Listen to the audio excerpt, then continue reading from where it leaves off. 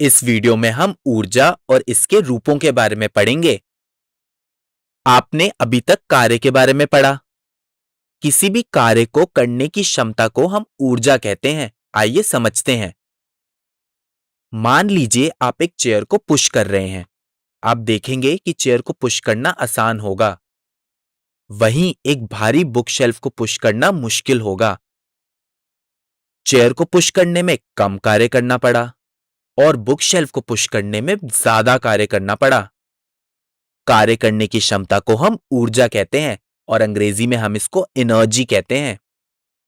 जितनी ज्यादा ऊर्जा होगी उतना ही ज्यादा कार्य किया जा सकता है।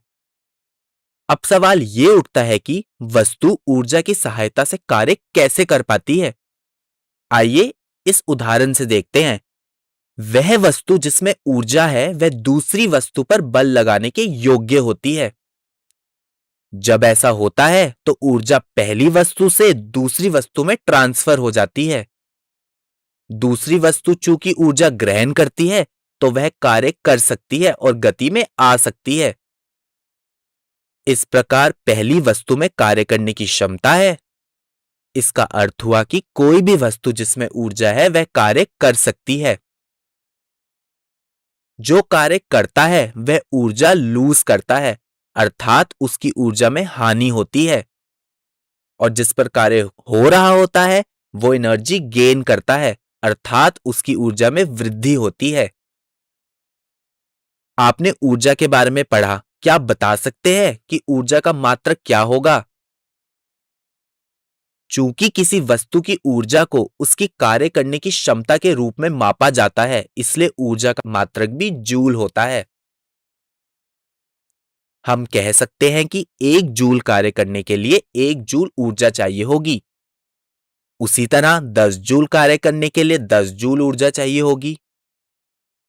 कभी-कभी ऊर्जा के बड़े मात्रक किलो जूल का उपयोग किया जाता है। 1 किलो जूल 1000 जूल के बराबर होता है। ऊर्जा के अलग-अलग रूप होते हैं, जैसे पहली यांत्रिक ऊर्जा, जिसमें 2 तरह की ऊर्जाएं आती हैं। गतिज ऊर्जा, जिसको हम काइनेटिक एनर्जी भी कहते हैं, और स्थितिज ऊर्जा, जिसको हम पोटेंशियल एनर्जी भी कहते हैं। दूसरी ऊष्मीय ऊर्जा, जिसको हम अंग्रेजी में हीट एनर्जी कहते हैं। तीसरी रासायनिक ऊर्जा, जिसको हम केमिकल एनर्जी कहते हैं। चौथी विद्युत ऊर्जा, जिसको हम इलेक्ट्रिकल एनर्जी कहते हैं।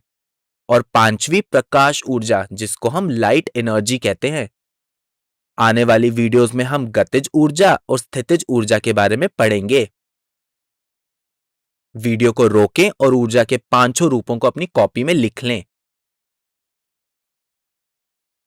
और इसे भी अपनी कॉपी में लिख लें।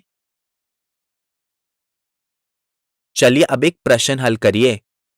लड़के और कुर्सी में से किसमें ऊर्जा की हानि होगी और किसमें ऊर्जा की वृद्धि होगी? स्क्रीन पर देख के बताइए। तो आप बता सकेंगे कि लड़के में ऊर्जा की हानि और कुर्सी में ऊर्जा की वृद्धि होगी। धन्यवाद।